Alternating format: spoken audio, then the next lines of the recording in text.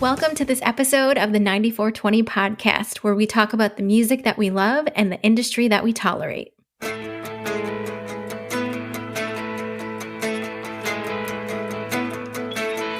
Clock in, clock out, blend in with the party crowd. Burn down a pack of cigarettes, act like I'm watching the game.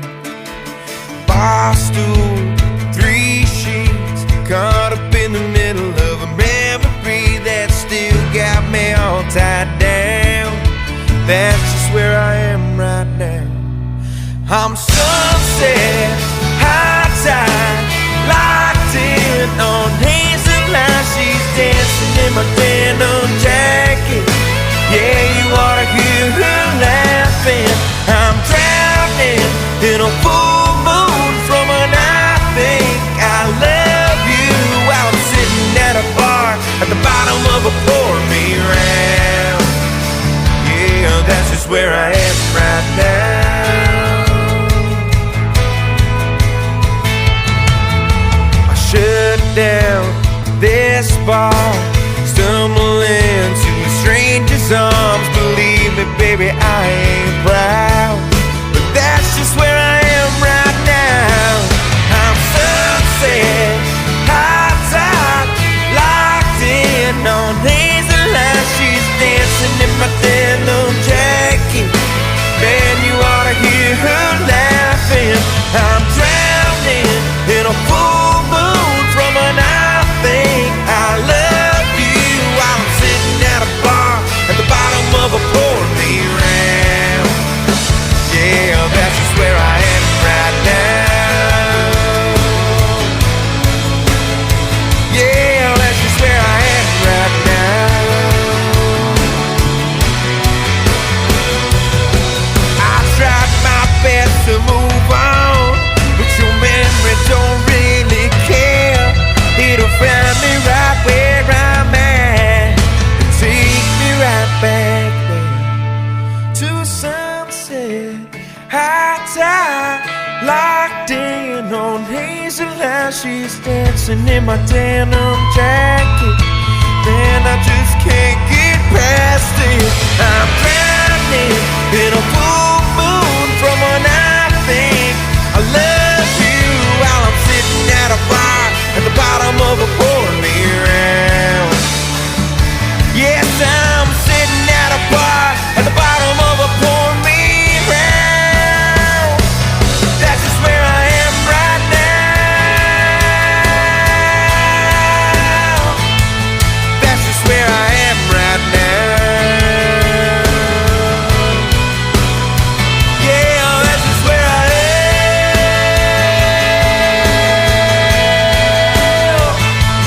That's just where I am right now.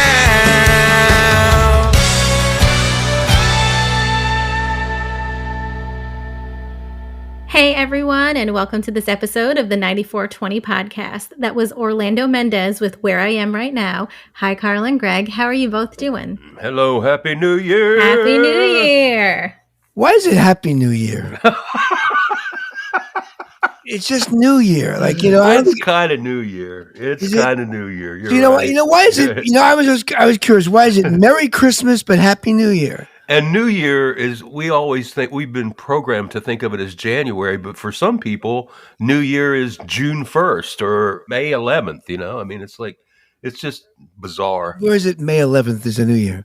Well, I'm just using it as an example. So Orlando Mendez, What's the story? I mean, how many times have you guys played me what portends to be contemporary country, and I'm kind of like, oh, that's just, I don't like that. But this I think is legit. This is great. So, believe it or not, our friends over at Aristo Media manage him, and they sent us over his music back in October. And we went back and forth a little bit, and they finally got him to sign the agreement for us to be able to feature him. So he is our first artist of 2024. Figured we'd start off with a bang. It's excellent. I mean, I think it's got conviction, and I love the track. The track sounds it sounds big, and it sounds contemporary, and I think it's really good. What do you think, Carl? I liked it. Wasn't he from like one of those TV shows?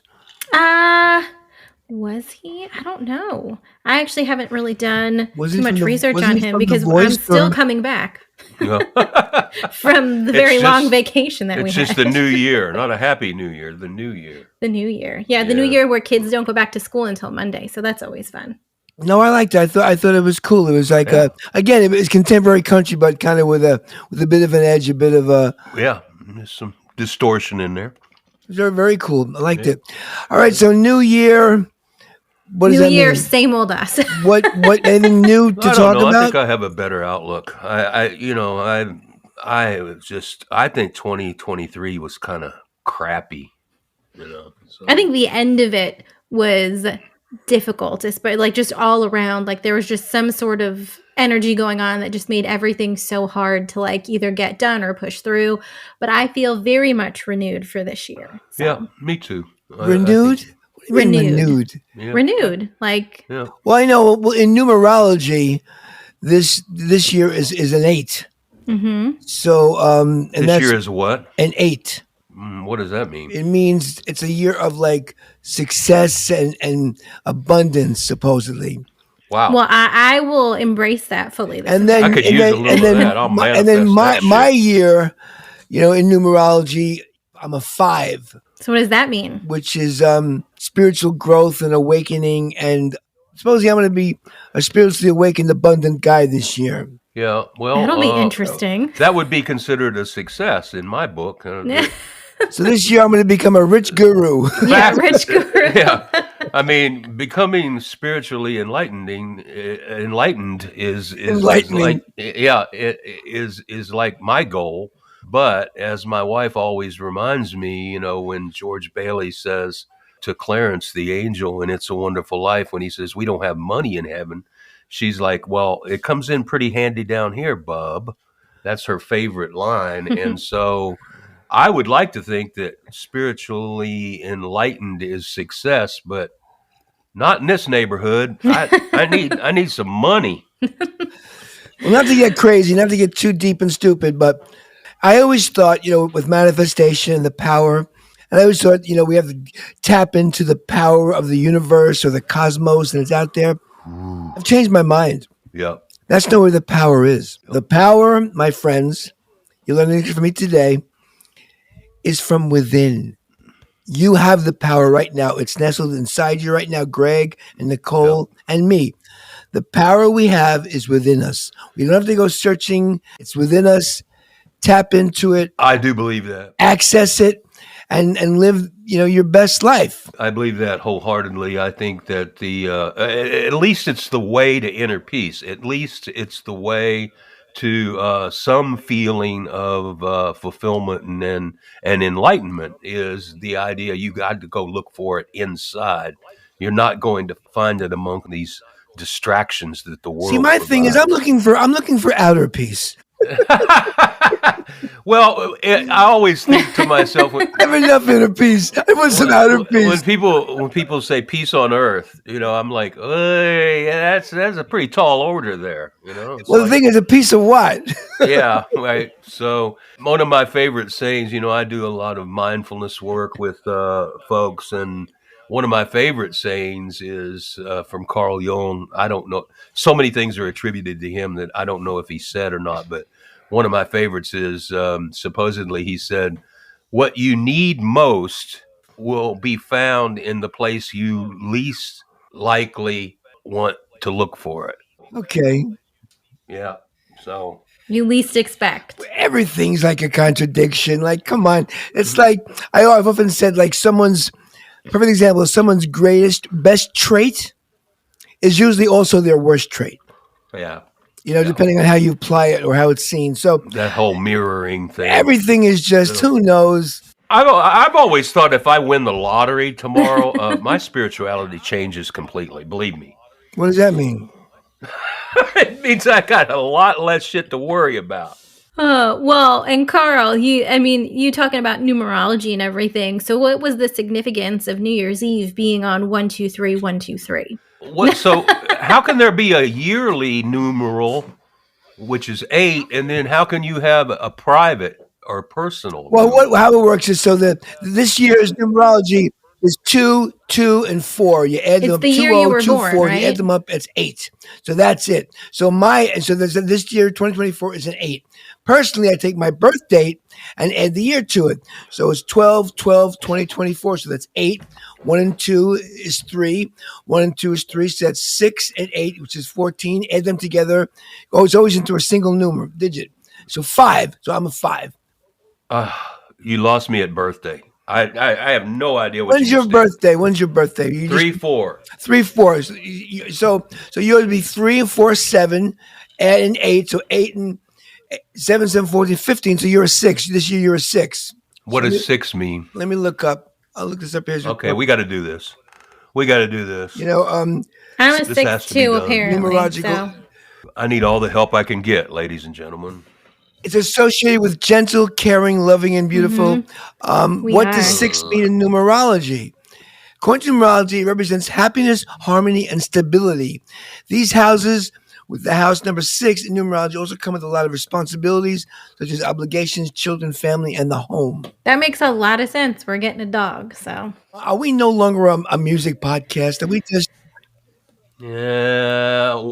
Well, I mean, it should be the music that we love and the conversations that we tolerate. So you both are gonna love me. Over Christmas break, I actually watched the Eras Tour movie. Taylor Swift's movie, The Eras Tour. the world's first $100 million concert film. I didn't pay for it. I was able to get it by other means. So I didn't spend my money on it. So me and my sister made it through, because like she goes through each era. So we made it through like 4 or 5. We made it to Red, I guess. And then we went to sleep. What I will say is she is entertaining. I will 100% give her that. She is 100% an entertainer. But what I don't understand is why people go to this multiple times or like watch it multiple times. Like to me, it's a concert. You watch it once, it's great, but then it's over with. Like to me, I don't understand the appeal for people who have to go to it like 4 or 5 times, spend their money, and then rent it and watch it over and over and over again. Like, well, because I guess it's like to some people, whether I like it or not, to some people, she's like their Beatles. Yeah. She's like their question. cult thing. No question. So when you're like, I would have watched a Beatle movie over and over again, or it's what people do. So like, basically because they're just bored and need something to do. need something to do. Yeah. No, I don't understand the whole phenomenon. Don't pretend to, but I do think that's true. That I think for a lot of people, I think for tens of millions of people, she's the Beatles, and that's fine. That's cool. You're right. Over Christmas, I was at my sister's, and my nephews are in their 20s, and my nephew's girlfriend, and we're having a discussion about exactly this, and she really likes her, and she's trying to ask me, and she's asking me why I don't, and you know what? I'm rescinding my dislike for her in the sense that I don't know enough about her to really dislike her, to be honest with you. I think most of it's because I'm just jealous, probably, because she's so famous and so big. And it just annoys me. So I'm just being a crotchety old man. But, who cares? If she wants to be the biggest thing in the world, go ahead. What do I care? Good for her. Well, that's my feeling. So you would think that people would get really sick of Taylor Swift really fast because how she's basically been everywhere, every minute of every day for the last 2 years or 3 years. But what's interesting is that I think one of the reasons that she's so popular is that she really is pretty old school when you consider the idea she's kind of piecemealing this stuff out, and she's doing new work like every couple years, and she kind of keeps this air about her career where it's like an old school record business career where you have to wait on the new release, and there's a scarcity to it. I went through some of her catalog just the other day just for exactly this to see what I listened to Red and a bunch of songs. And, she's okay. Yeah, I don't hate. Don't get me wrong. I don't hate her at all. I don't think she's like talentless. Yeah. My thing is, I just don't think because she's phenomenally successful. That's the thing. Yeah, and right. she's so. But you know what? Again, But then again, in my day, I never got Madonna. I thought her success far outweighed her talent. Yeah. So it happened there too, and it's been it's been going on for centuries. People become more famous than they should, but they do. So what am I going to? I just think when I look back at my listening history, and I think of the bands that I love. Like I was a enormous Jethro Tull fan. Well, you had to wait 2 or 3 years to get a new Jethro Tull record. You had to wait. And you anticipated it, and you read articles about it, and I think she's emulated that in her career to such an extent that. Yeah, I think that's what I read. I think Taylor Swift said she's following the Jethro Tull songbook. No. I'm just saying that of the billions and billions of streams that are out playbook. There, of the billions, not just Jethro Tull, the Who. People waited on the Beatles releases, What career do I want to emulate? Jethro Tull. There you go. Well, when you talk about a career of longevity, you wait on these. You're going to have all these young people going, who the hell is Jethro Tull? Well, yeah, I don't care about it. My point is, that's not true. We had 1 or 2 artists who actually said their inspiration was Jethro Tull, and it made Greg's day. So... All I'm saying is that, maybe Ed Sheeran has a little bit of this going on. The idea that the people, his fan base, they want to know everything there is to know about him, and the information as he kind of doles it out, he makes them wait a little bit. So right? People, this is advice now to our many, many listeners, musicians out there. Yep. You want to have a successful career, follow the Jethro Tull playbook. Go Google Jethro Tull. Do what they did, baby. I'm telling you. Your lead singer has to play flute and stand on one leg. And wear codpiece, yeah. I see Greg's point because there are... Thank you, Nicole. The larger artists right now aren't doing what the independents are doing, where the independents are releasing... Flooding the market. They're flooding the market. They're releasing one single at a time. They're not giving it room to breathe. And then all of a sudden they have an EP out that has all those songs they've already released. All I know is Harry Styles cut his hair, and now he's letting it grow again. So that's all that matters. I have one more thing to talk about before we get to our next song, but I think Greg will like this and Carl may. For Christmas, I was gifted a record player. Very nice. I mean, a record player. And a record player. No, that's the term. One of those little portable ones? No, like a really nice sized decent one. It sounds fantastic. We've purchased 3 records, and we've been playing them kind of on repeat the last wait a minute. I love it's not records. What is it again? It's not records. It's vinyl. It's vinyl. No, she said records. She's doing everything right in the new year. She's even in the store, right. Greg, unfortunately disappoint you, it is labeled, here's where the vinyls are. Not the records. That's ridiculous. Not plural, not the vinyls, but where vinyl is. Where vinyl is, yep. Wouldn't it be great if vinyl could come back and could be the savior of physical product where you actually can assess what the damn thing is worth? There's no going back. I don't know. We'll see. Let's play some music. Yep. Yes. We have another song by Orlando Mendez called 2024 sucks already. Oh, wow. Okay. Well. Yeah. The song's going to be great. It's called Long Gone Lullaby. So we'll listen check it out. We'll listen to Orlando's single, but before that, we'll hear from his PR company, which is Aristo Media. This episode features an artist managed by Aristo Media. The Aristo Media Group encompasses a broad range of services dedicated to offering the entertainment industry innovative, integrated marketing strategies.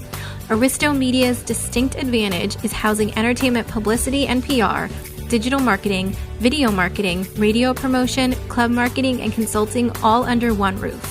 The Aristo Media Group also epitomizes synergy. Together, the divisions combine talents to maximize client exposure through digital, print, radio, television, online, and video outlets. To learn more, go to aristomedia.com. Again, that is aristomedia.com.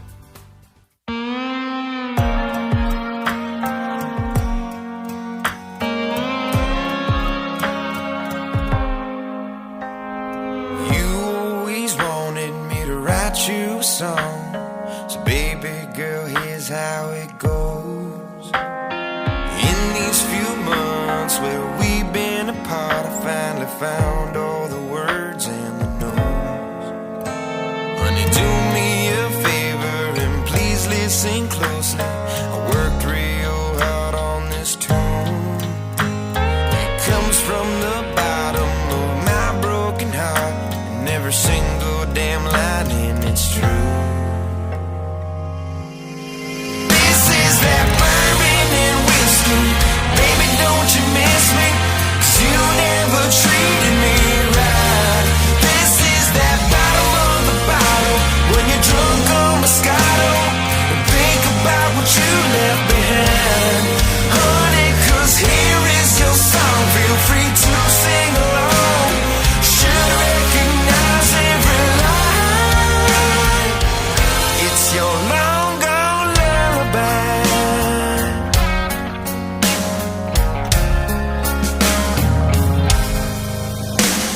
So if you call me one night when you're lonely, in a year or a month or a day, I'll grab my guitar and sing from the heart, and here is what you'll hear me play.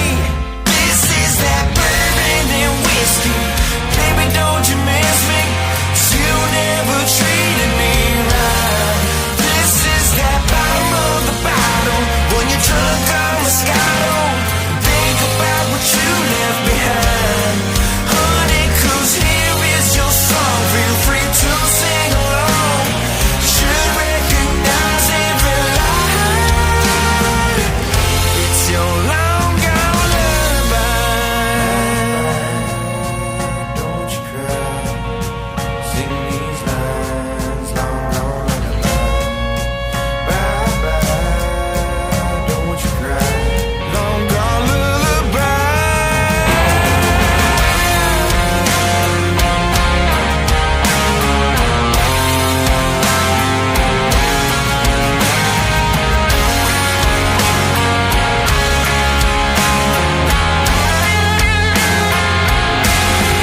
This is that bourbon and whiskey. Baby, don't you miss me? 'Cause you never treated me right. This is that bottom of the bottle when you're drunk on Moscato. Don't bother calling my line. Honey, 'cause here is your song. Feel free to sing along.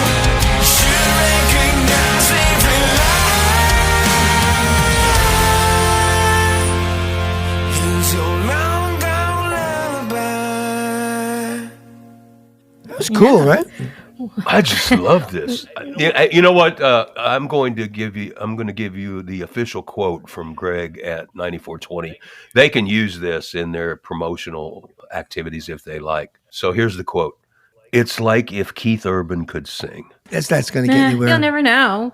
But Carl, to go back to what you said in the beginning of the episode, he actually was on The Voice. So you were right. He was part of one of the contestant shows. Yeah. Okay, so That's a smoking track right there. I hope he's writing this stuff. Well, why don't we get to our Let's find questions out. of the week segment and find out? So we asked him questions. We did. Carl's favorite part in each episode. I'm thinking maybe we should do this every episode. Ask questions. What do you think? Or you could ask if we Yeah. ask questions every episode. All right. Well, that's true. So what is the first question we asked The first Nicole? one I'm we curious. asked him is to tell us a little bit about himself. So my name's Orlando Mendez. I'm a second-generation Cuban-American, born and raised in Miami, Florida. My grandparents were ranchers and farmers back in Cuba before the Fidel Castro regime took over and took their land and their livelihood. So they left for better opportunities and made it to Miami, where my parents were born, and then later where I was born and grew up. I went to the University of Florida, studied theater. I was actually an actor before I was a musician. Spent time acting in New York and Miami until COVID kind of shut down that industry. And during the quarantine and the lockdown, I decided to pick up a guitar and to continue writing, and started writing my longtime passion, which was country music. And that opened up a new opportunity for me. I started to play gigs in South Florida and all throughout Florida, touring with my band, the Orlando Mendez Band, for a few years. And after a stint on The Voice last year, which was an incredible experience, I decided it was time to move to the country music capital of Nashville, Tennessee. Here I am. I've been here since January, pursuing this dream, releasing music, gigging, and working on coming out with my debut EP, which is entitled Where I Am Right Now. Very cool. I have a little bit of trivia nobody knows. I was conceived in Cuba. Interesting. Okay. That's a fact. I know this. No, it's true because my father used to work for this airlines called Trans-Caribbean Airlines back in the 50s, and which later got bought out by American Airlines. But so we used to go back and forth to like Puerto Rico and the Virgin Islands and Cuba before Fidel Castro took over, and that's where I was conceived. And I have pictures of my mom in Cuba pregnant with me. So there you go. Wow. So I have a Cuban connection there, buddy. I've kind of been thinking, you talk all the time about how 94twenty kind of stinks and like we never really have anything to talk about. I never say it stinks. I've never said the word stinks. Well, you make fun. Is there a reason we do this and all this stuff? But that's my shtick. I know that's your shtick. But here's what I think about 94twenty. I think that one thing comes out in every episode that's important, and I think this episode, you being conceived in Cuba, is the one thing. I think that is. You call it trivial. I think it's crazy. I didn't say trivial. I said trivia.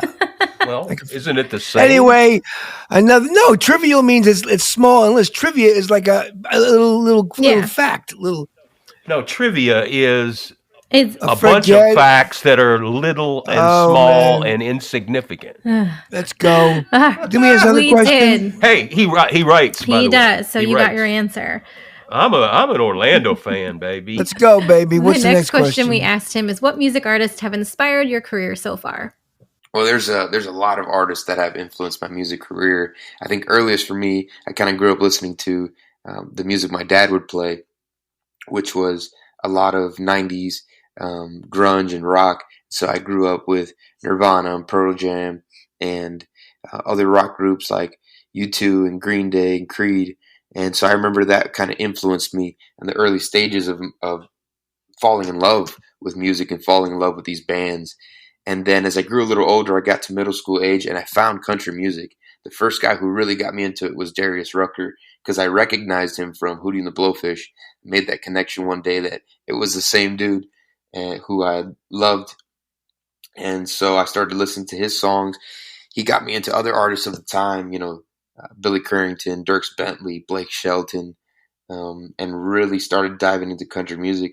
And I never let it go after that. It's grown throughout my life, my love for country music and my love for country artists, so many of which have inspired me. Chris Stapleton, Luke Combs, the list goes on and on. And I continue to be a student of the country music game and fall in love with artists every day. So take a little bit here and there and put it into my own style as well. You know what I realized? It's fantastic. I have no business even being on this podcast. Why? You were born in Cuba or conceived in Cuba. Because I have opinions about everything, but I have nothing. I can give an opinion on Luke Combs, and I don't even know one song by him. It's just because we haven't kept up as much. Perfect example. My mother, I love my mother, but she was great, man. My sister, when she moved out of the house, she got into cooking, so she bought cookbooks. And one Thanksgiving, she made all these dishes she's never really cooked before, brand new. So sounds bad. Sounds like a Lucy episode. No, but it was. She was really like, I give her credit. She was courageous. So she sits down at dinner. She puts out this soup, which was like some celery bisques, whatever it was. She gives it to my mother. My mother looks at it and goes, I hate this. She doesn't even taste it. She never even tasted it. Never even she didn't even try it. I hate this. And so you get this from your mother. I think I get this from my Probably. mother. I don't even know an artist. He stinks. I hate him.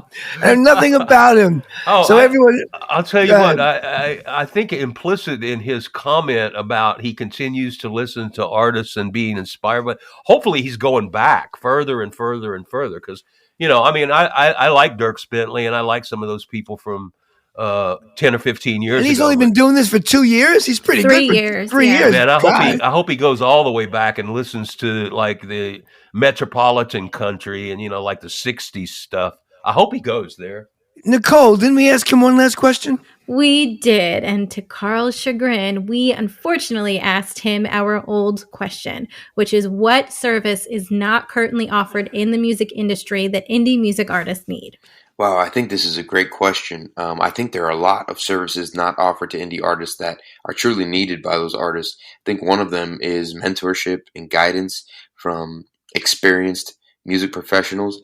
Feel sometimes as an indie artist, it is so hard to get in contact with those professionals and those people in the big music game that at times it could feel like you're out here on an island just taking shots in the dark and trying to do what you think is gonna advance your career.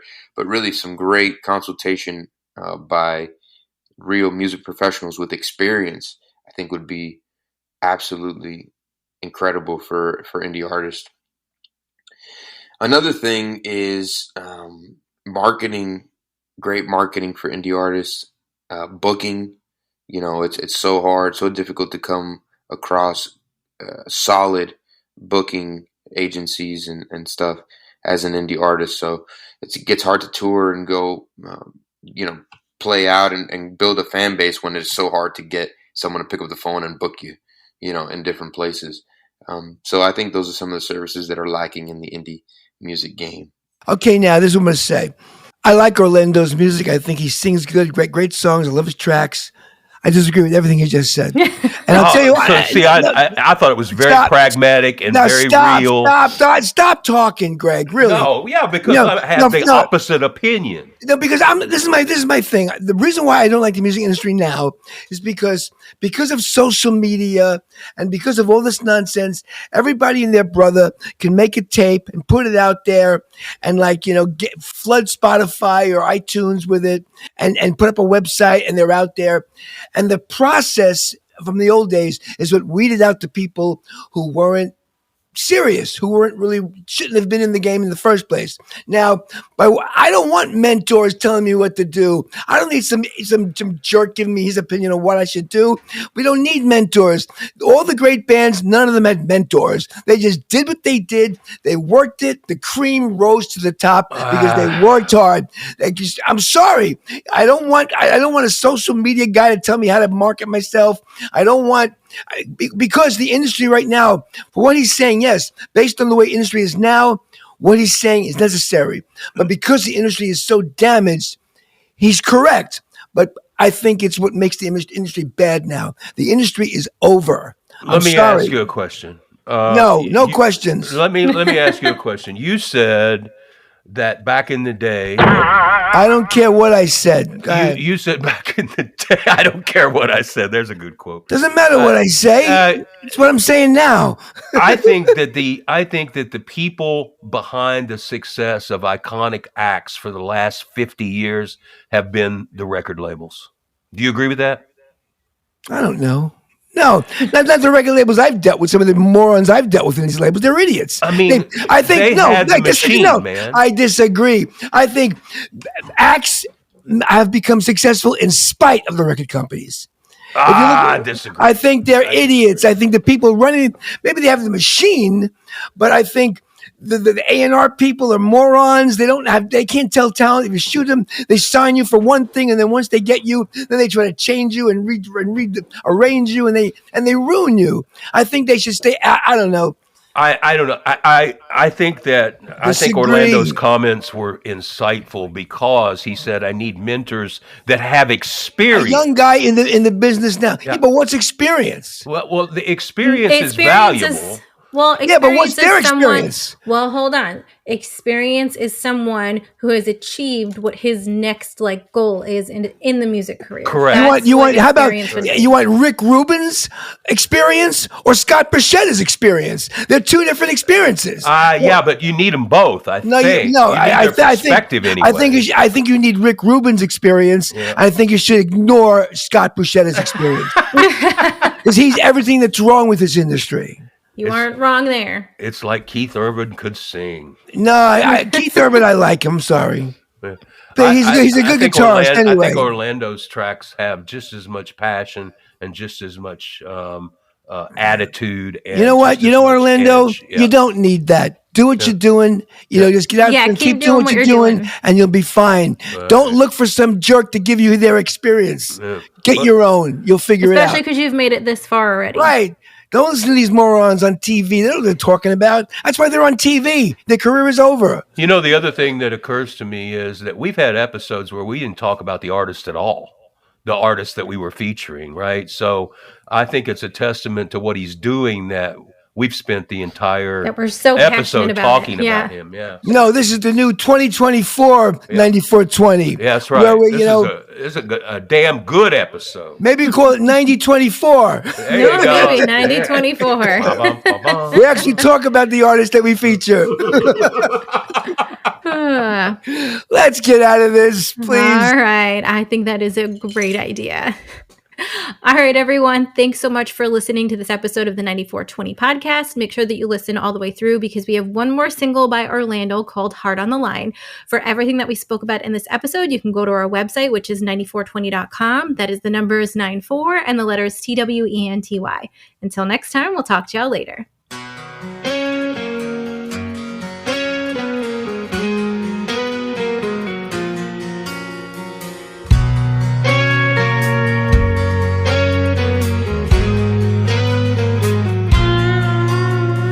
Wish I could turn back the time to a moment I wasn't so numb. I wish I could pour back this wine into the bottle instead of my cup. Oh, but these feelings keep flowing, rushing like navy blue waves, crashing upon my shore. My heart's been so damaged, though, by some burdens and baggage that I just can't heal it no more. So baby, hold me tonight so that I won't be lonely. Some people tell me I'm fine. Some people say they don't know me anymore. 'Cause I've been through some peaks and some valleys. I've seen some highs and some lows. Look at the cuts and the bruises from taking all of the blows. So baby, if you're gonna leave me, just leave me, don't worry girl, 'cause I'll be fine. Just know my heart's on the line.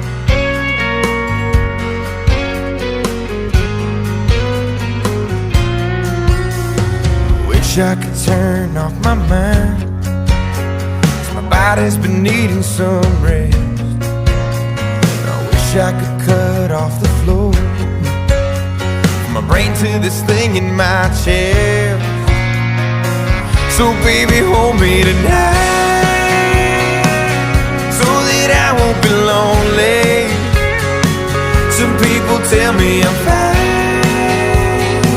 Some people say they don't know me anymore.